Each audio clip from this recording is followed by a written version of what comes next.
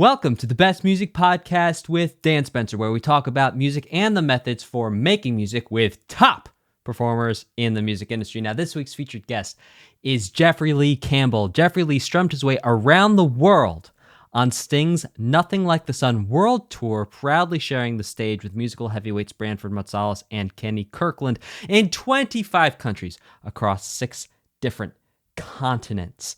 In addition to Sting's World Tour, Jeffery Lee was also part of Amnesty International's Human Rights Now World Tour, featuring Sting, Peter Gabriel, Bruce Springsteen, Tracy Chapman, and I am so sorry, I'm going to get this wrong. Jeffrey, could you help me out with this last one?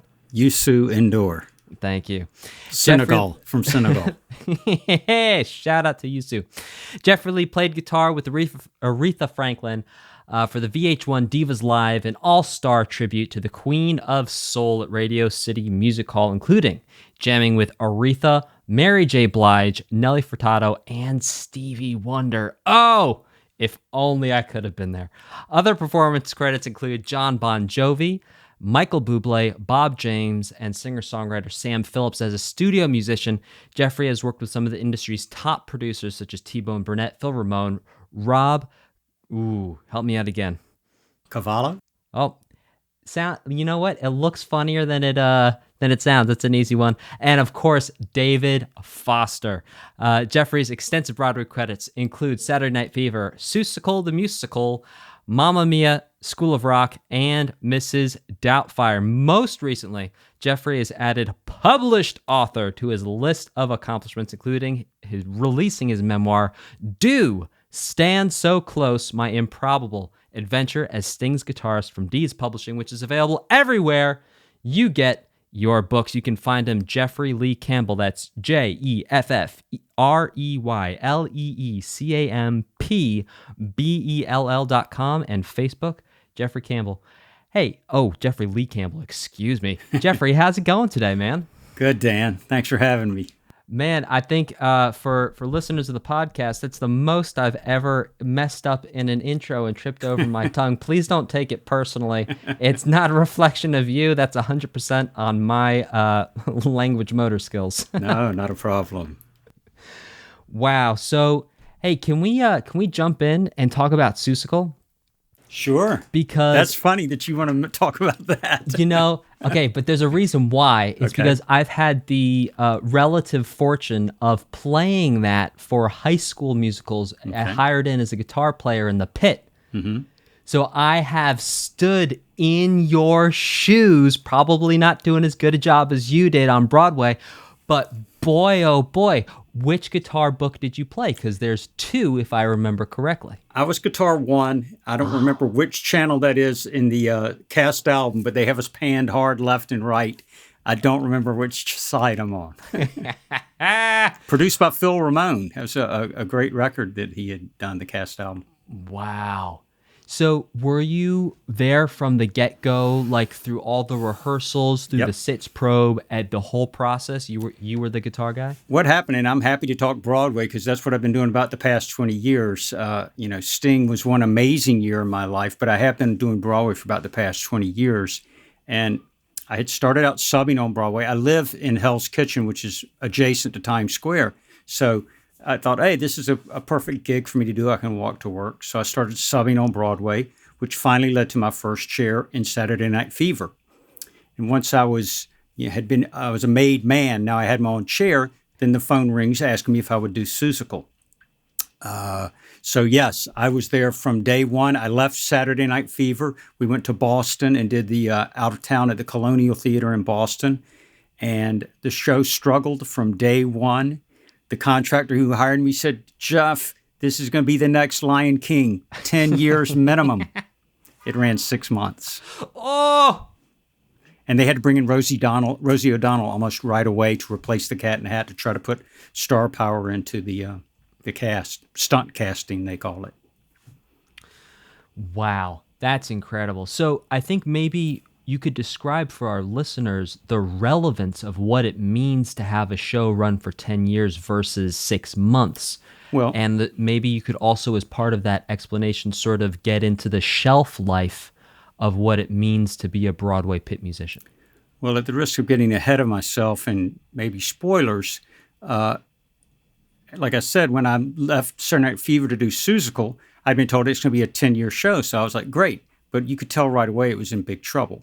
However, as the show was circling the drain, the MD, the musical director, pulled me aside and said, "Hey, Jeff, I'm getting ready to do this musical based on the music of ABBA. ABBA. Would you be interested in joining me?" And I was like, "Yeah, sure." I mean, I needed a job. Of course, that was Mamma Mia. And that ran 14 years on Broadway.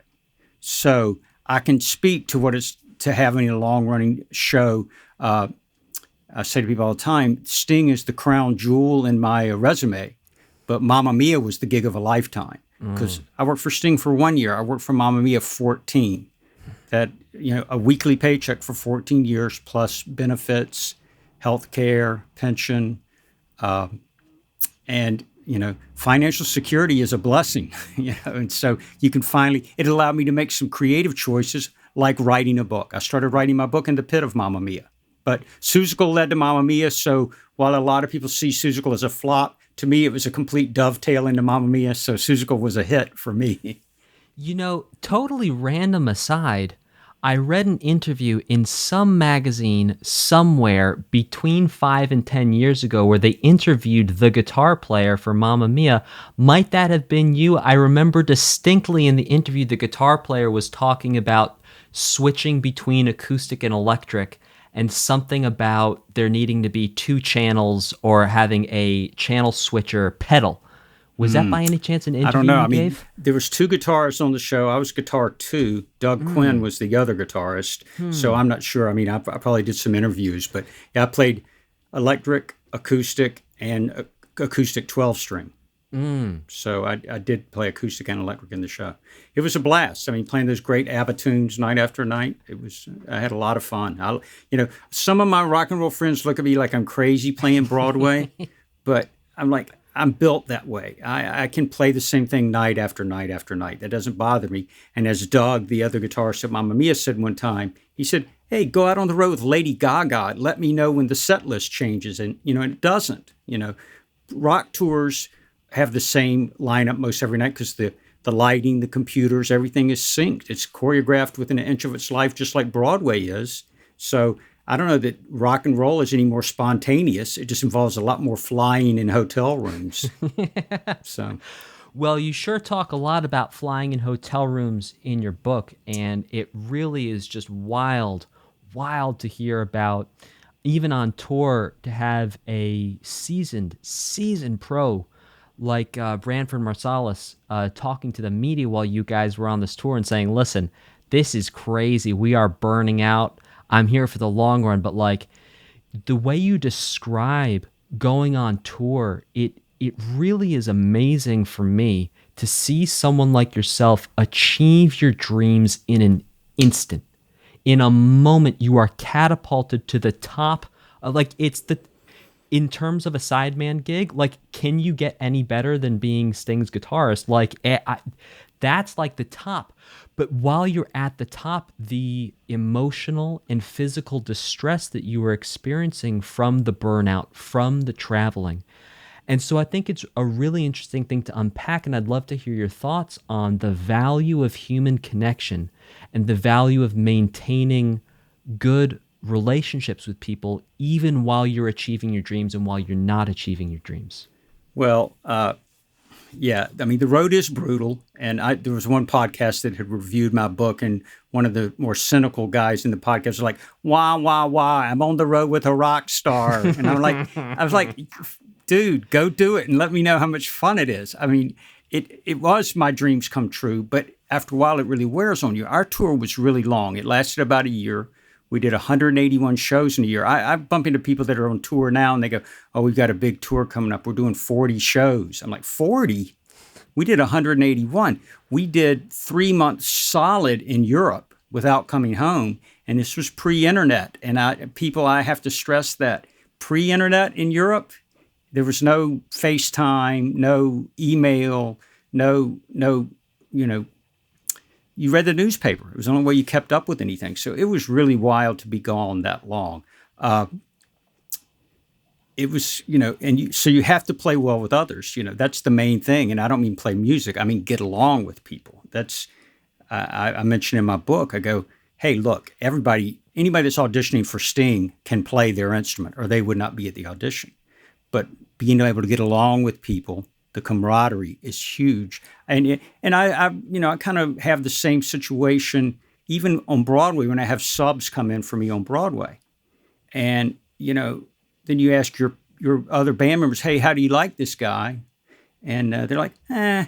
And I go, you can't tell them to go home and practice on being nicer. It's like you can say, hey, you need to work on this passage. The guitar part's a little sloppy.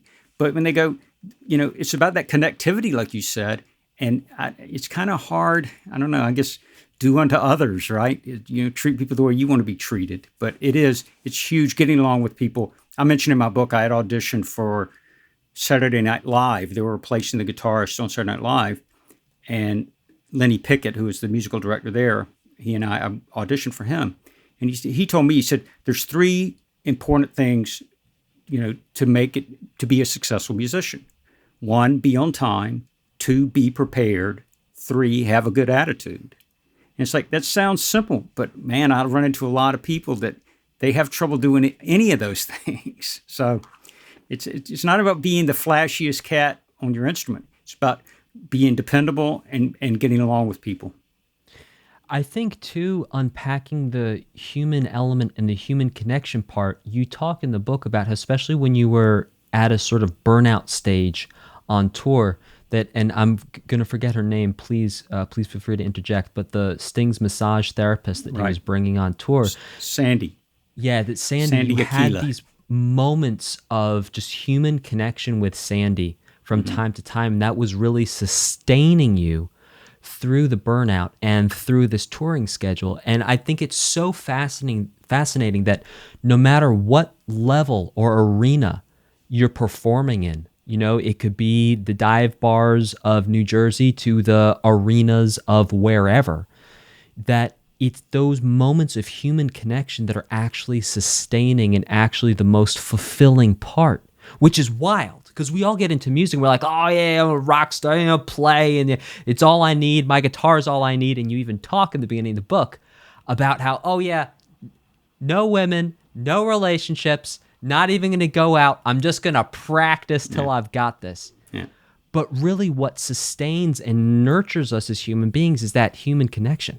Well, and what I found was interesting as I wrote the book, I started realizing, wow, I very rarely talk about any of the shows. It's about everything that happened in between the shows. And you start to realize for those 2.5 hours, you're playing the same 25 songs more or less. And that's the part of the day that's kind of the same every day. Whereas everything that happens in the airports, in the hotels, at sound checks, that's where the humanity kicks in. So that's, people said, oh, wow, why don't you talk more about the shows? I'm like, because really all the life occurred in between the shows. They kind of become a blur. I would love to take a moment and unpack your ideas on work ethic, because I think for anyone who's having any audition for anything, they can learn a lot from the way that you approached your Sting audition process. So could you maybe enlighten our listeners as to what that looked like, the preparation you did beforehand, and even while you were on the road, the continuing work you did to stay fresh and stay sharp? Well, I've always been an over-preparer, and I joke with people, it's like, I have to compensate for the lack of talent. So I practice a lot and I over-prepare. And people think I'm being self-deprecating, and I always have to say, look, I'm tall enough to ride the ride, but I don't confuse myself. I always say to people, I've been around enough Mozart, enough Amadeuses to know that I'm Salieri.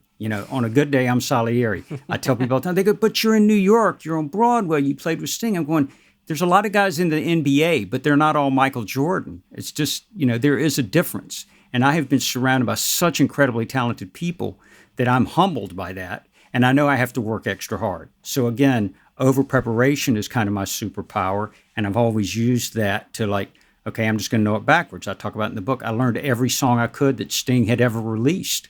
And Sting kept calling songs at my auditions, and I kept saying yes. And he finally said, he smiled at me and said, "Stop showing off." And I was like, well, this is the way I prepare. Again, it's the only way I know how to do it. And I do know people that are hugely talented that can wing it, but I'm not near good enough to do that. And I see it on Broadway as well. Some guys are just such strong players. Their preparation time is maybe not as intense as mine, but they have the talent to carry them through. And my theory is when you get work ethic and talent, that's where you get Stevie Wonder, Prince, Tiger Woods, Michael Jordan, et cetera, the people that are really at the top of their game. Because I know a lot of talented people, but talent can make you lazy. You think, I'll be fine. And it doesn't always work out that way. So I kind of embrace the mediocrity, and that's a relative term, because it makes me work hard, keeps me humble and makes me work hard. Yeah, I think, understanding that someone like yourself is performing at the top, 95, 96, 97%.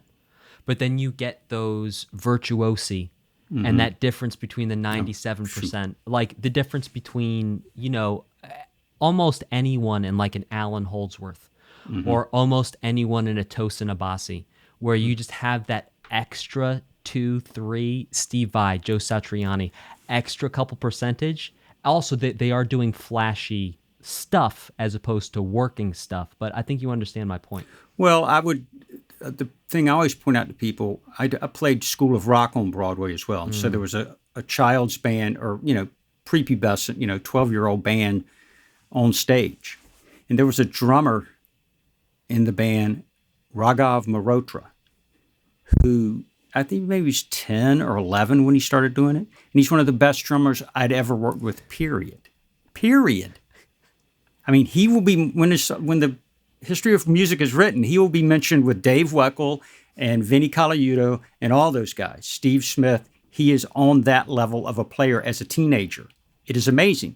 And I look at that and I go, he has not been on this earth long enough to have practiced that much. Malcolm Gladwell's 10,000 hours. The kid's 10 years old. How is he that good? I always say to people, he was wired at the factory. And it's like people with perfect pitch. You can develop your relative pitch, but wow, people that I had friends in college that were horrible students, but had perfect pitch. So the ear training test was always, it was no big deal. They could just hear everything.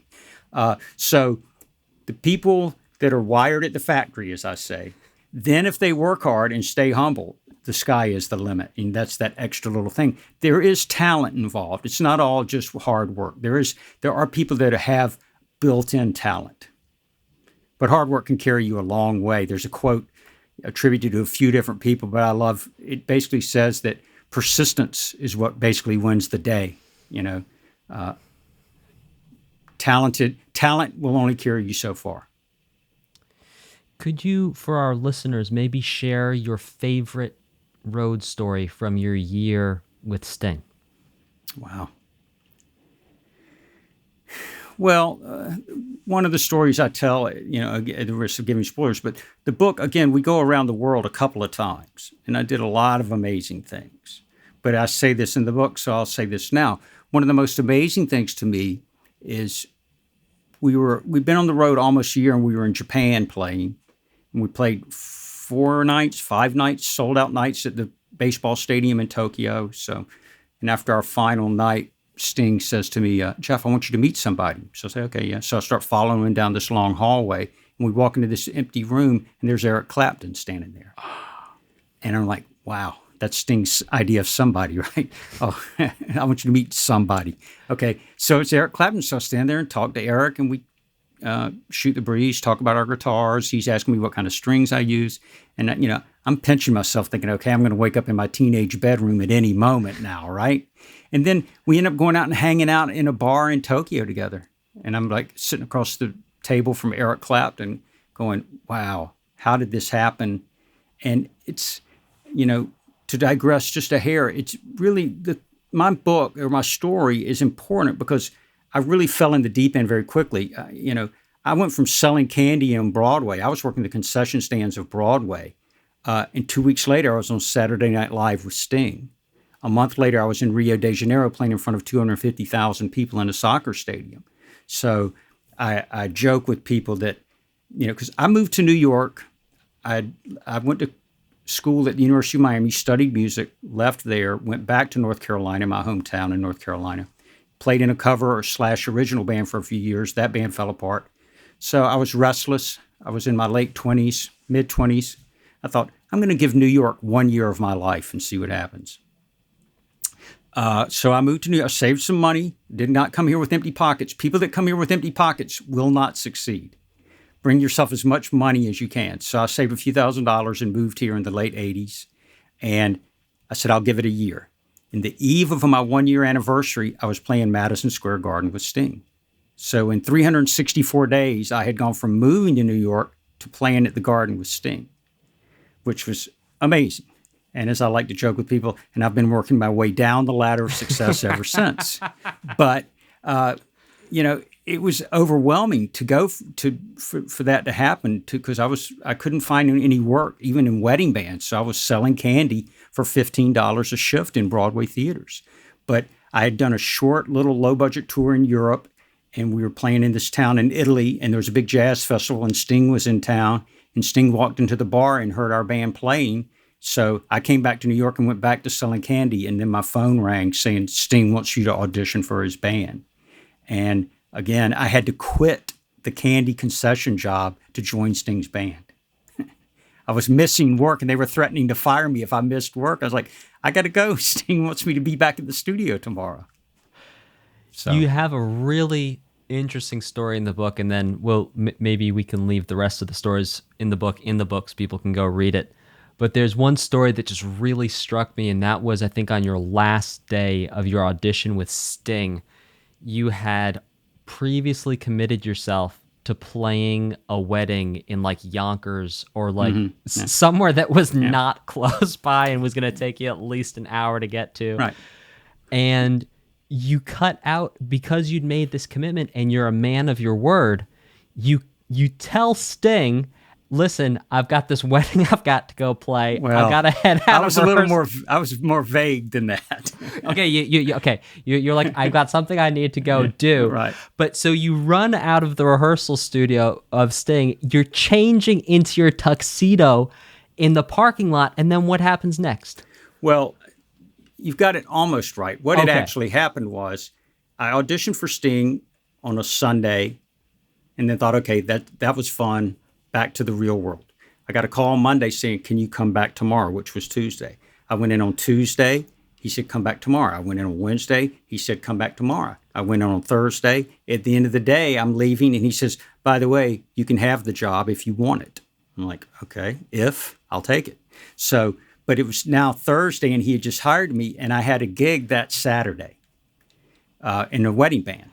So Friday morning, I get up and I call my concession candy stand job and say, hey, guys, Sting hired me. I'm moving on. And they go, way to go, Jeff. Congratulations. Then I call my wedding band office and say, hey, I got the Sting gig. I'm not going to be around this Saturday for that gig. And the boss said, yes, you are. And I was like, and one of my friends said, just don't go. You're in Sting's band. I was like, nah, that's not good karma. So, yes, I asked Sting, I said, hey, Saturday, I got a previous commitment. Can I leave a little early? So, yes, I spent a few hours playing with Sting and Branford, Kenny Kirkland in the morning, then rushed to my car, threw on my tux, and drove to Yonkers and played a schmaltzy wedding reception at the Elks Lodge. It was an amazing day of culture shock with respect to my wedding band buddies. I mean, I played some of the finest music and some of the cheesiest music in the same day. That's wild. It was. So, Jeff, do I understand correctly that you have plans for a new book? I do have a new book coming out. It's my first book was it was such a chore for me when people said, are you going to write any more? And I said, no way, I'm never going to do this again. And then what I realized, I enjoyed the writing process a lot. I really like working with words. It's an obvious, extension from writing songs.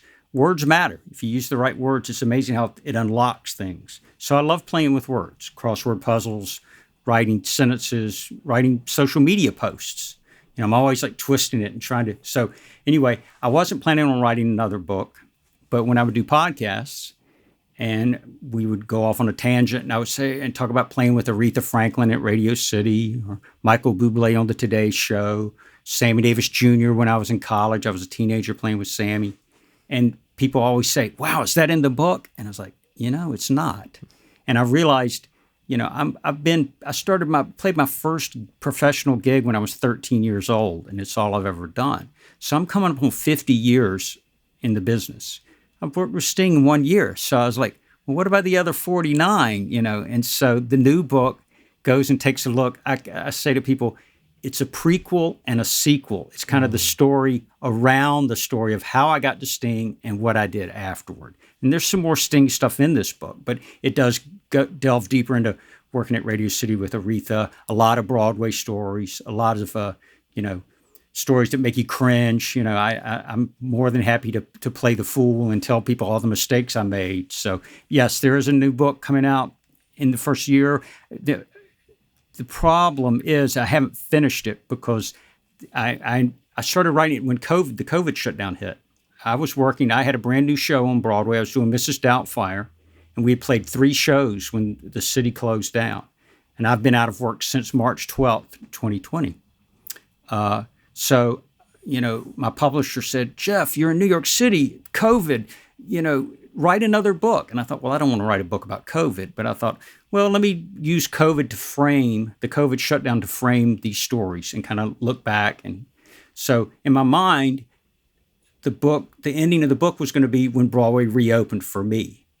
Unfortunately, I don't go back to work until December, so I can't write something that hasn't happened yet. Well, hang on. I just read an article today. By the way, we're taping this on September the 15th of 2021. I just read an article today that The Lion King's back on. Doubtfire is not going back on? Well, Doubtfire is going back on in October, but I was incredibly blessed. I've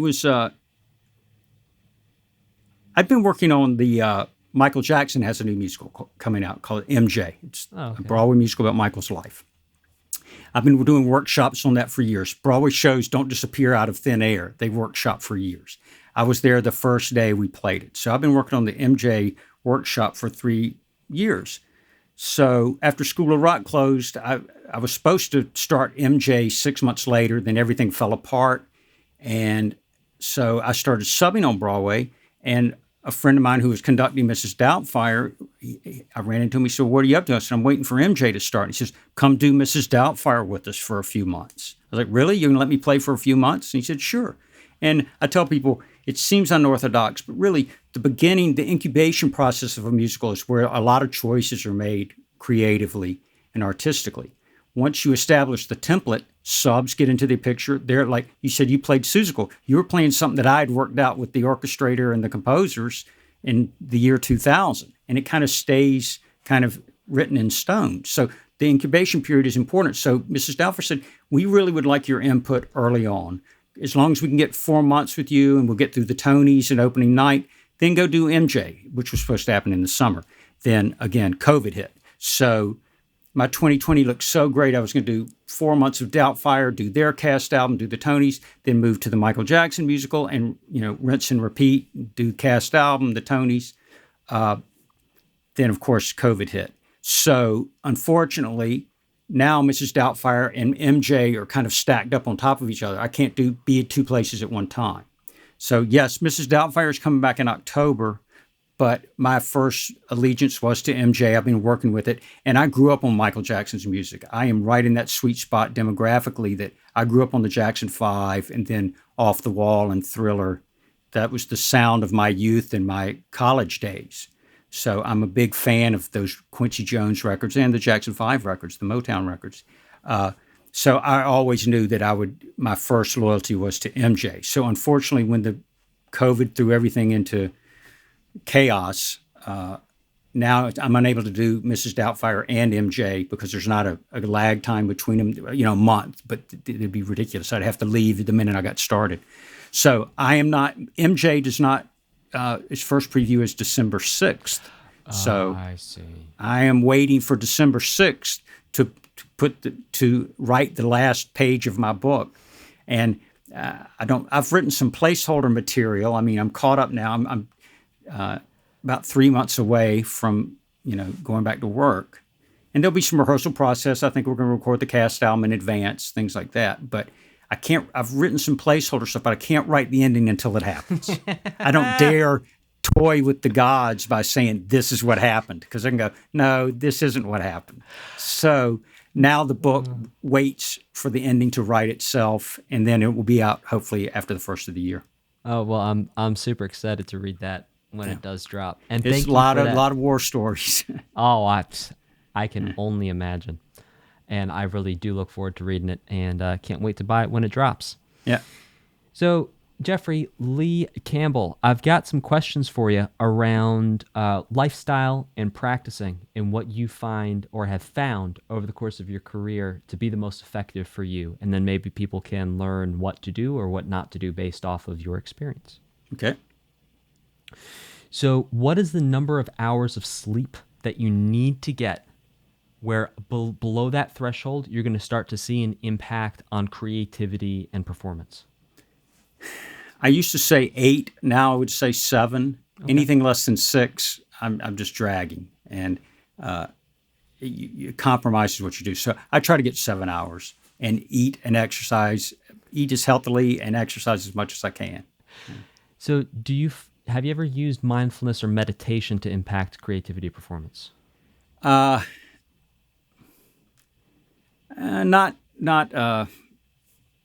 what's the word I want to use? Not consciously. I mean, but yeah, I mean, I enjoy yoga. I use yoga to kind of chill out. So whatever, breathing and yoga, but that's just, I use that more for life. The music part is kind of just, it's all one big thing to me. I don't treat the few hours a day that I'm making music any rest than the rest of the time. And, if you get a little nervous, I just try to take deep breaths. How do you feel that exercise impacts your creativity and performance? Well, I heard somebody say recently, mood follows activity. You wake up in the morning and you're not feeling great. If you get up and get your butt going, you feel better. So I've learned, I wake up in the morning and feel like pulling the covers over my head. If I force myself to go out and go for a run, get out and move around, get some sunshine, I feel better. So, I mean, life is hard. Life is challenging. There's, even for the people with seemingly the best lives in the world, they still deal with a lot of issues and family issues and personal issues. So I do find that life doesn't feel quite as overwhelming if I get out and break a sweat, Do you define yourself as a musician, a human who plays music, or something else? And this is the way that you think of yourself. Do you think of Jeffrey Lee Campbell as a musician, a human who plays music, or something else? Well, for the longest time, I thought of myself as a musician. And I would have wiser people than me say, you aren't what you do. And I used to say, yeah, but if you took music away from me, I don't know what I'd do. As I've evolved and become wiser with age, I see myself as a human that plays music. Mm. And I heard somebody say recently, a quote that I loved. He said, don't make your life about music, make your music about life. So that's what I try to do. It's just as important for me to see a great movie, go to a museum and look at some artwork, read a great book. That helps me, as opposed to just turning on the metronome and playing for 10 hours a day. Get inspired and make your music about life. Sure, there's a technical aspect to it, but that's just the jumping off point, in my opinion. I've never been overly impressed with technique. My favorite performers are usually people that aren't amazing technicians, but incredibly soulful to my, I would rather hear Willie Nelson play guitar than a lot of the shredders. I prefer that kind of thing. Steve Cropper, with Booker T and the MGs, Kurt Cobain, I just like, there's a big difference between listening to Kurt Cobain or some slick LA session cat. And I kind of like hearing guys that are reaching for things on their instrument or with their voice.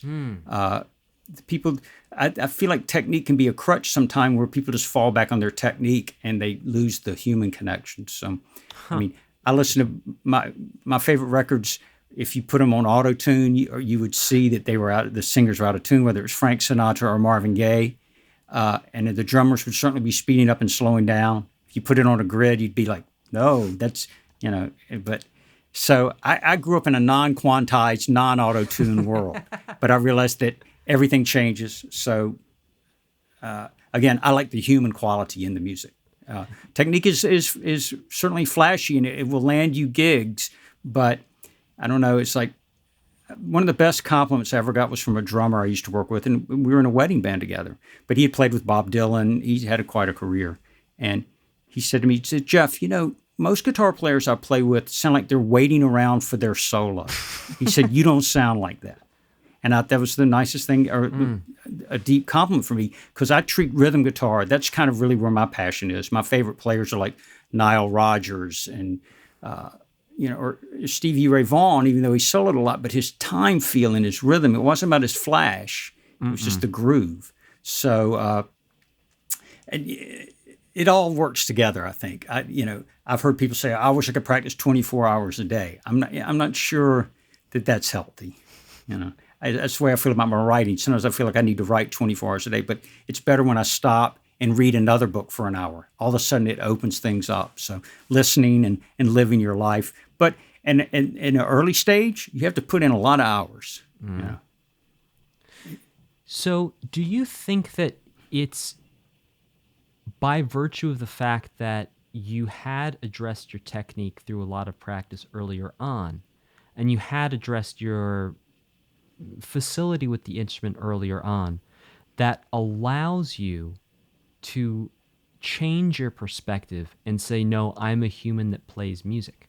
Or is it just an inherent maturity thing that occurs? Is it a phenomenon, or can we actually pinpoint that your evolution as a human alongside music, that when you're younger, it's like 10 hours of practice a day, or it's not going to happen? Like, you've got to put the hours in. You've got to develop that facility.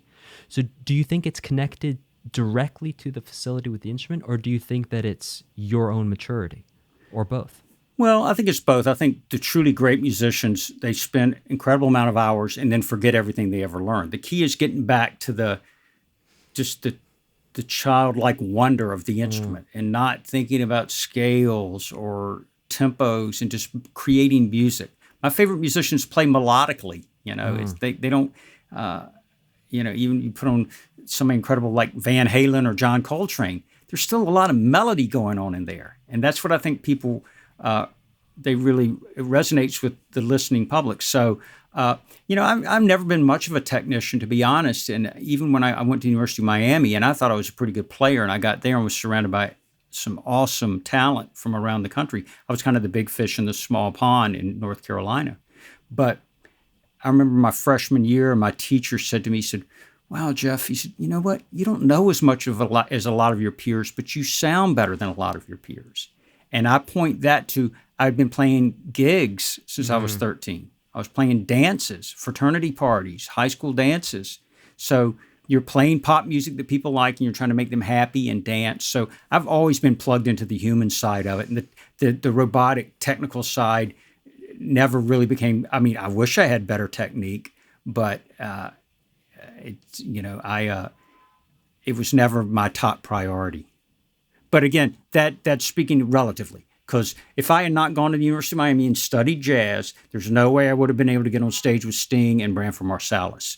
I would have just been, another bar band guitarist probably in North Carolina, with all due respect to bar band guitarists in North Carolina. So studying music theory and harmony and big band arranging and jazz improvisation opened me up. So I'm a big fan of understanding, knowing what you're doing. I think music education is important. It's just math a lot of the time. So it's really kind of easy to plug it in, understanding major versus minor and eighth notes versus quarter notes.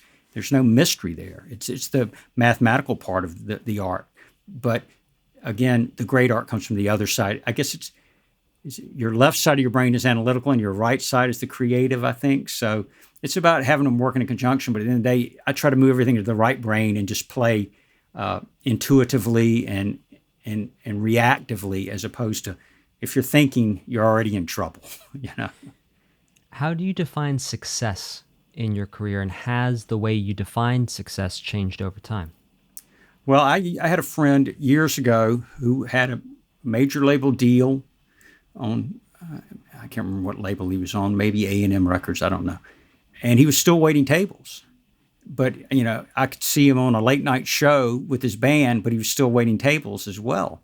And he asked me, he said, Jeff, do you make all of your money playing music? And I said, yes. He said, then you're a successful musician. So for the longest time, and this has been a moving target for me, for the longest time I thought, as long as I'm playing the guitar, making music, making my living as music, that's successful. And it really is, because that's the hardest hurdle, in my opinion, is becoming a full-time musician. I mean, forget about becoming a Grammy Award-winning, icon. That's the upper thing. But wow, getting from where you don't have to have a day job all week long to play gigs on the weekend is really, really hard. And that's why I went to music school, because I really wanted to be a professional musician. There's a part of me, at the risk of contradicting myself, that wishes he had not done that and just, pursued it as an art and not as a skill.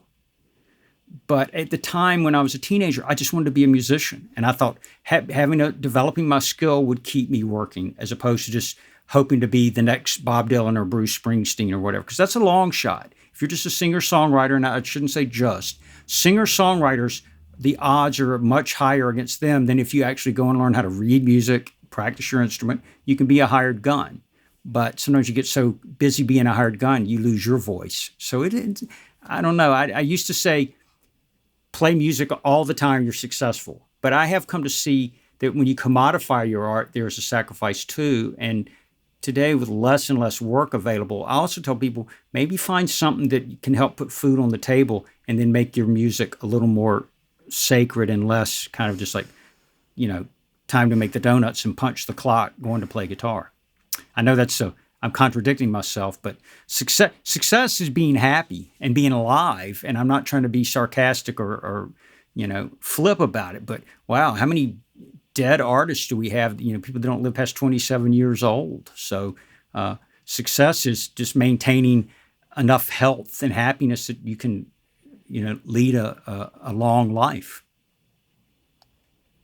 Do you have a time or times of day where you prefer to practice if you have a gig that you need to practice for? Well, my situation's evolved. I'm at the end of my career, so it used to be get up in the morning, go for a run, then come home and practice whatever you had to be working on that day. The beauty of Broadway, what a lot of my friends would look at as the negative aspect, that it's the same thing over and over. I like the known quantity of that. Believe me, after about 3 months of Mamma Mia, you are not practicing Dancing Queen. You don't need to practice Dancing Queen anymore.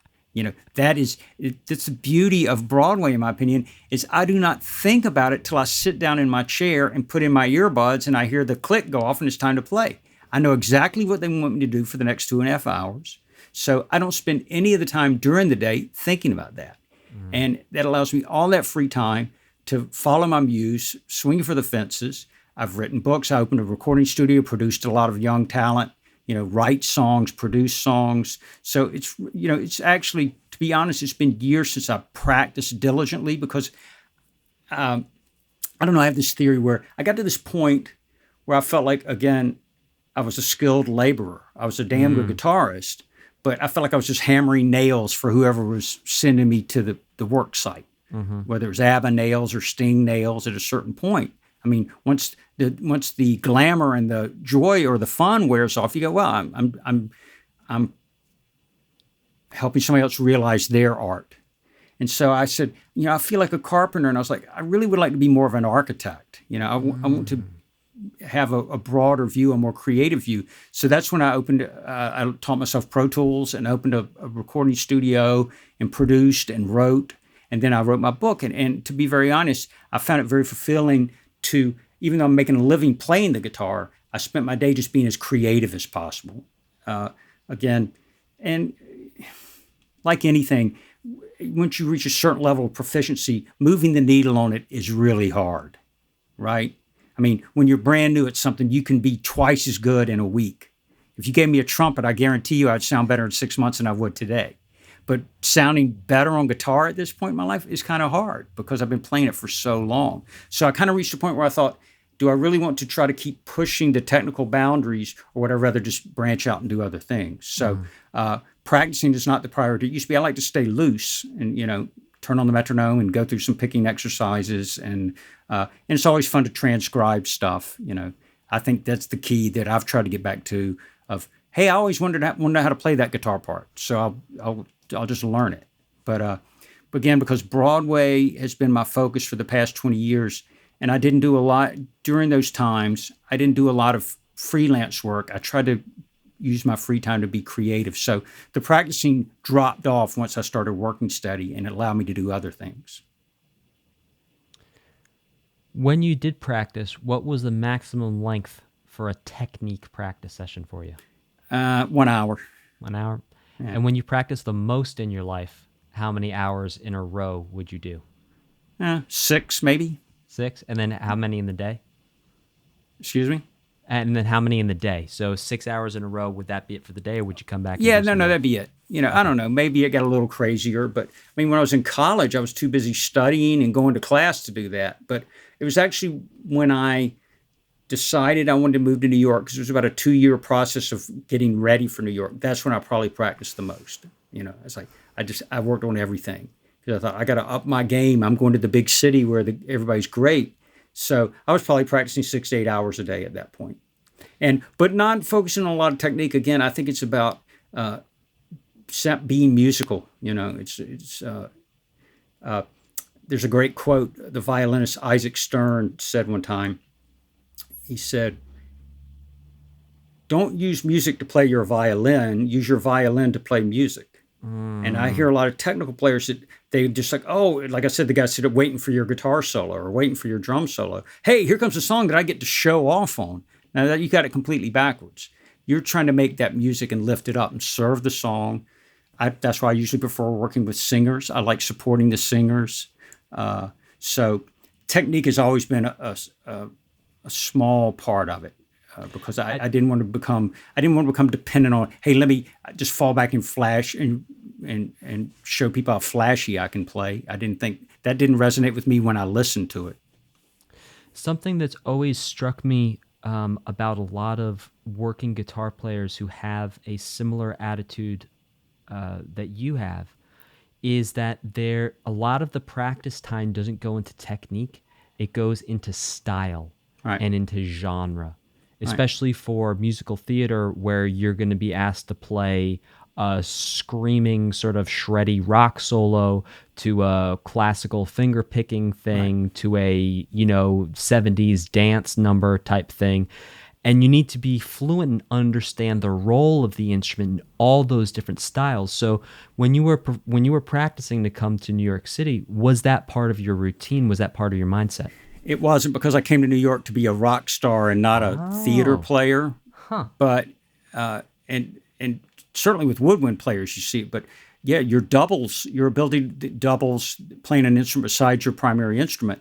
And I subbed on King Kong right before, in 2019, and it was really demanding. There was nylon string guitar, baritone guitar, banjo, and usually what happens, I've done School of Rock. I had to play recorder. Footloose had to play lap steel and harmonica, mandolin. So you get a hold of those instruments and you start trying to break it down and get a handle on it. But, and some people, it sets them in motion to actually become very good at that instrument. But usually I learn how to play how many ever bars I'm required to play that instrument. And then I remember with the lap steel and Footloose going, I love this instrument. I'm going to really work on it. Of course, I let it slide the minute I stopped playing Footloose. But but the heavy cats, the guys that, I bow down before these guys. They can pick up a classical guitar and play a very challenging flamenco-esque thing. Then they can pick up a bottleneck slide and sound like Duane Allman.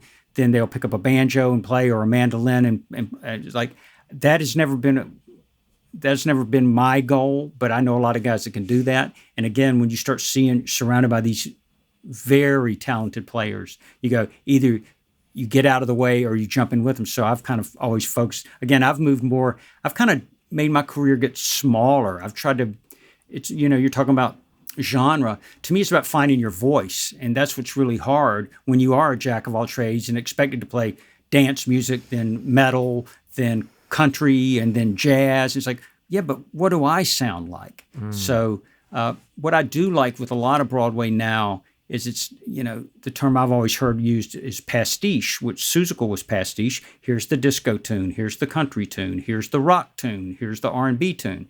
But you take shows like Hamilton or Spring Awakening, or it's a genre that they stay within. Which that was why I loved Mamma Mia so much. We were playing ABBA music the whole time. There wasn't some song that was the comic relief in 3/4 that had banjo in it, And God bless the traditional Broadway styles, but fortunately now there's Broadway where it's not pastiche. It's not a lot of different styles. You can just, if you're really good at that thing, which the Michael Jackson thing will certainly be that, there will be no banjo in the MJ musical.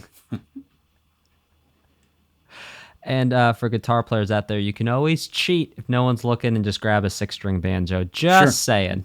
Right. There was banjo and Doubtfire, and at one point I was being told that I would be playing banjo, but they were banjotar, I think they were calling it, where you get a 6-string banjo. And but this was the beauty of Doubtfire, to digress for a minute. But this was wild. As I was waiting for the show to start, they kept saying, "Wow, you got a lot of doubles in your book," and I'm thinking, "Oh no!" I mean, it's great because you get paid more. Yeah. You get paid more for every instrument you play. But I was thinking, oh, here comes banjo, here comes mandolin, here comes zither. And then I get the breakdown, because the music's written by Wayne Kirkpatrick, who's a very successful Nashville composer. He wrote that song, Change the World, the Clapton and Babyface tune that won Song of the Year back in 96, I think. But he's written for Little Big Town and Amy Grant. But anyway, so the music was kind of a pop sensibility. And I get my breakdown of my instruments, and here's what it said. Fender Stratocaster, Fender Telecaster, Gibson Les Paul, Gibson 335, acoustic guitar, nylon string guitar. I was like, wow. I'm playing 5 doubles, and they're all guitars. And, because usually on a Broadway show, in the left-hand corner of the page, it says electric guitar, and you're expected to choose your weapon. But with music, Broadway become more and more pop-centric. Really, different guitars make different sounds, and, you got to use the right tool for the job.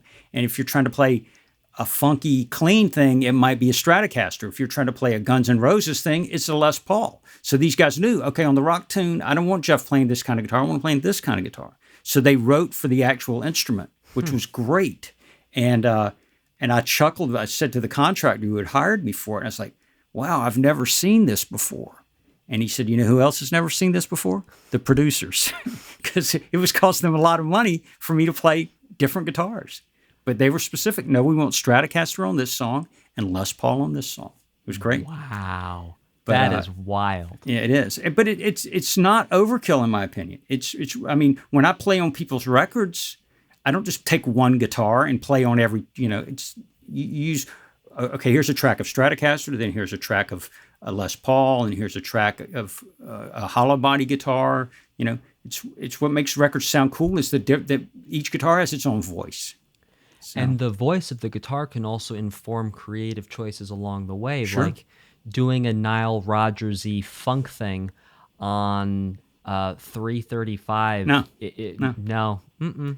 No, and that's what I'm saying. You wouldn't play Chic on a Les Paul, and you wouldn't play Led Zeppelin on a Stratocaster. It's just. But maybe a Telecaster. Amazingly. Yeah, you always think you think Jimmy's playing Les Paul the whole time, Jimmy Page, but some of the early stuff was Telly, I think. Yeah. So and for our listeners, what we're referring to is, I'm not sure if this has been confirmed, but it is known among musicians that I believe on Led Zeppelin 1. Jimmy Page was, in fact, playing a Telecaster, not a Les Paul. That's right. Yeah. It is known. There was a great exhibit at the Metropolitan Museum a couple of years ago called Play It Loud. It was all the instruments that these guys had used. You could see Van Halen's guitar and Jimmy Page's guitar and James Jamerson's bass and Ringo's drums. And here's a guitar that played Stairway to Heaven or Hotel California, but they had Jimmy Page's amp that he had used for Stairway to Heaven. It was the most beat up piece of junk. It looked like it was out of the worst pawn shop you've ever walked into. And you're staring there looking going, this is where Stairway to Heaven came from. So it's amazing what they used. But again, a lot of the music is in the hands. I see it on Broadway a lot because you'll see, because typically the show, especially the bass chair, they'll buy the bass because they don't want the bass changing. The sound people don't want the instruments changing. So they want the guitars to stay in the pit. So I'll watch different bass players come in and play the exact same instrument, exact same notes, sound completely different. What's the difference? Their sensibilities, their hands. And so I'm convinced you give Prince a pawn shop guitar and he would sound brilliant. But I've never seen a great guitar make a bad player sound good. So, again, Jimmy Page, he could do it through anything because he was that musical. Man, it follows. Our mutual connection who actually got you on this podcast, shout out to Ivan Funkboy Bodley. Yes. He shared the story of playing the Motown musical and going and picking up the bass, and it was the same style bass that James Jamerson used with the same string manufacturer and everything. So all these precautions are being taken to try and get it to sound the way it sounds. But Jeffrey, to your point, it really depends on the hands that play the instrument. Right. And again, as I've gotten older, I mean, when I was younger and just trying to keep the lights on, I would accept any kind of gig. Now I very rarely accept anything. I had one friend of mine said, Jeff, you would talk your way out of every gig if you could. And I was like, yeah, but why don't you get somebody that really plays that style well, that lives in that style? I had some friends that were working on a workshop for a Motley Crue musical. And they called me and said, hey, we're doing one for Motley Crue. I'm like, I'm not your guy. I don't have a Motley Crue record. I don't listen to Motley Crue. It's what I say about Stevie Ray Vaughan. I know a blues scale. I know a 12-bar blues. How come I don't sound like Stevie Ray Vaughan? Because I don't live where Stevie Ray Vaughan lived. I don't listen to that music. I listen to R&B and hip-hop and stuff like that. So that's where my sensibilities are. So as I can have become successful enough to be more choosy, I try to only take things that I think I'll be good at. And I see that among my peers.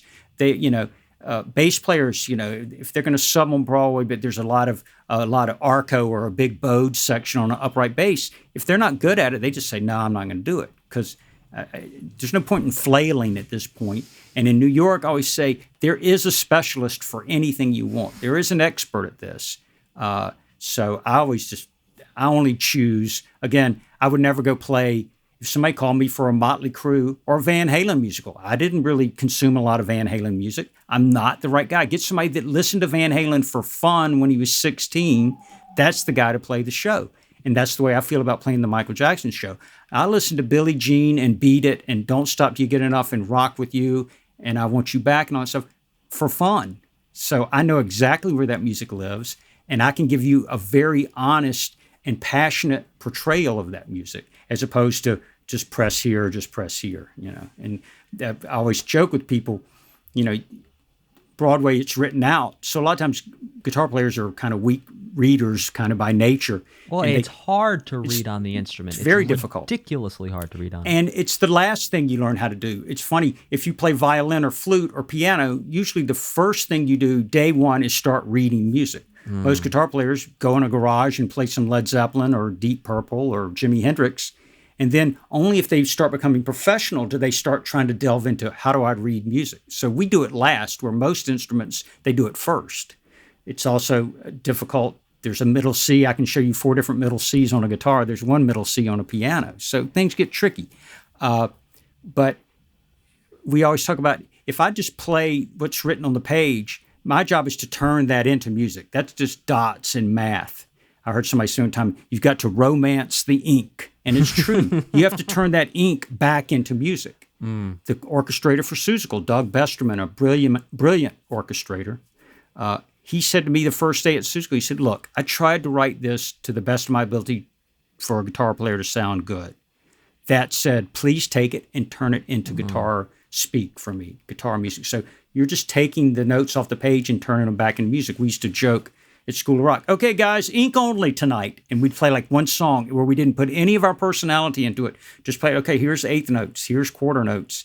And you just heard, it just deflates the music. So you don't realize how much you're adding to the written notes. And again, it's about, putting your personality into it. And I used to tell my guitar subs, because they get so freaked out reading, I was like, this is not a driving test. This is not a math test. Please play these notes with passion.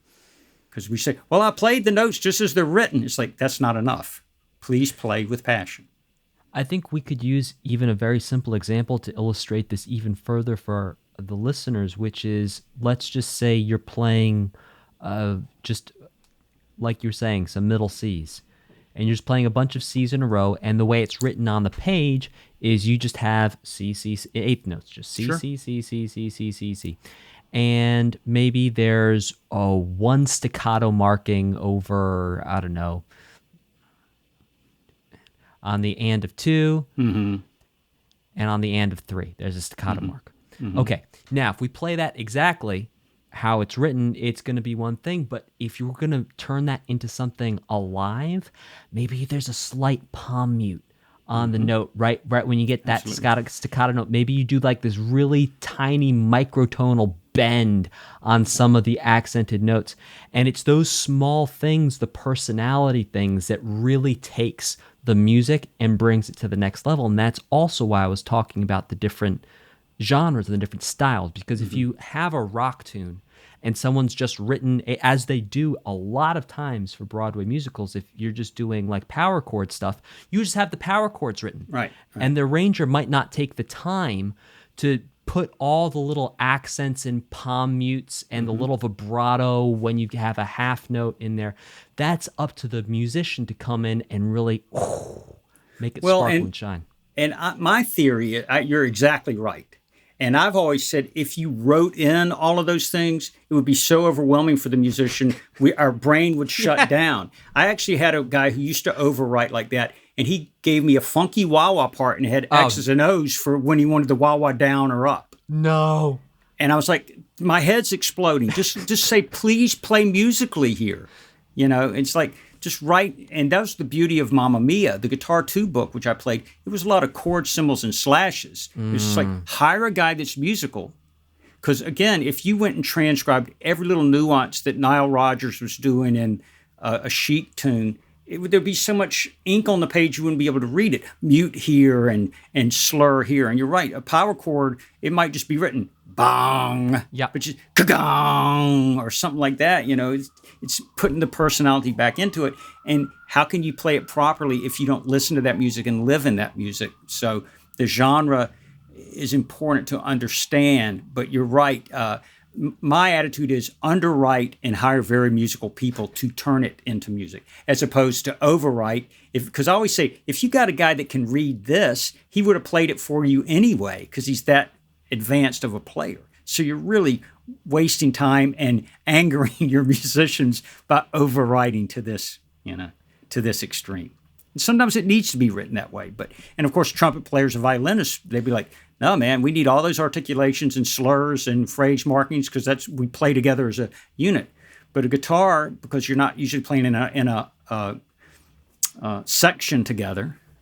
But I have realized when I'm playing more traditional music like King Kong, which is kind of orchestral, almost Stravinsky-like at times, when I'd be phrasing with the violas on my nylon string guitar or with the oboe, it was very important to phrase and articulate with those instruments. And boy, I never thought of that in the garage when I was playing Smoke on the Water, You just play.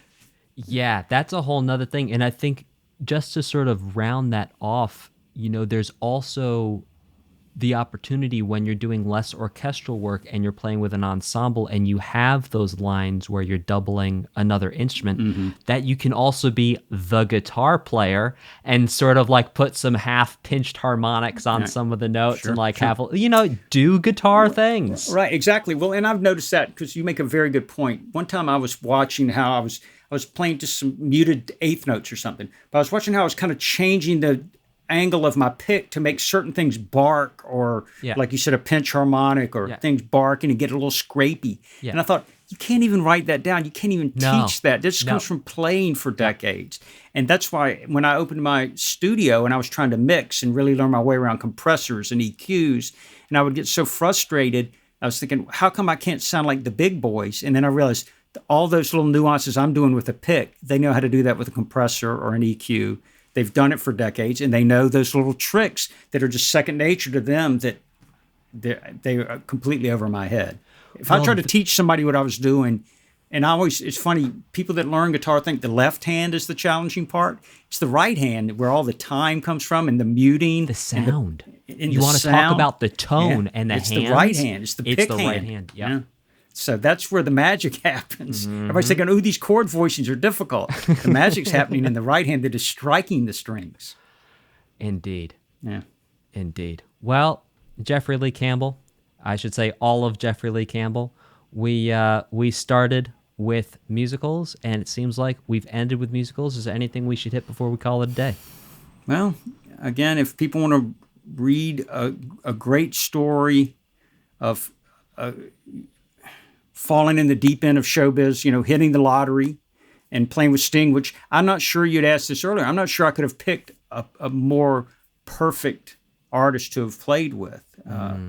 So to end up going from selling Twizzlers at Starlight Express to being on Saturday Night Live with Sting, playing a Jimi Hendrix song in a matter of weeks, then going around the world with Sting. I had never been off the eastern seaboard of the United States. Every city we got to, the piano player said, "Jeff, you ever been here before?" I was like, "I've never been anywhere before." All of a sudden I'm in Paris, Rio, Tokyo, London. And the book is written like a journal. So even non-readers have told me they enjoyed reading the book. I mean, some people reading feels like homework, but I would say if you want to just read, it's like written like a journal. If you want to read what it's like to fall into the biggest gig of your dreams and then find the underbelly of it, it's kind of a Shakespearean thing because it goes up and back down. So I would just say, check out Do Stand So Close. Excellent. And I would add, too, that not only were you playing with a great artist, you were playing with him at the perfect time of his career for your skill set at the time, like a match made in heaven. Yeah, I agree. It's because it was kind of on the jazzy R&B side. But still had that like raw rock thing to it. Because the next band, when he did the Soul Cages, he went back to a quartet and he played bass. He was not playing bass on the tour I was on. He was playing some nylon string guitar and some keyboards. We had a different... Tracy Wormworth was playing bass, but it was right. It was good for my skill set. Although the young rocker in me wanted to play Message in a Bottle and Roxanne, he played it on nylon string guitar every night by himself. And I was like, man, I want to play Roxanne, like, gang, gang, gang, but it was a great gig. And I was around some of the most talented people and got to see the world in front of adoring masses. You couldn't have written a better script. So it was, but again, then surviving it. So the book, I'll just say, again, the book is, I've heard from people all around the world said, wow, I had no idea that's what it was really like out there. Thanks for sharing honestly about what the road is like and being around rock stars. Well, you can check out the book, Do Stand So Close, My Improbable Adventure as Sting's Guitarist from Deeds Publishing, available everywhere you get your books. And you can check out Jeffery Lee Campbell at jeffreyleecampbell.com and facebook.com, Jeffery Lee Campbell. Jeffery Lee, thank you so much for coming on the show. Dan, thanks for having me. It was a lot of fun.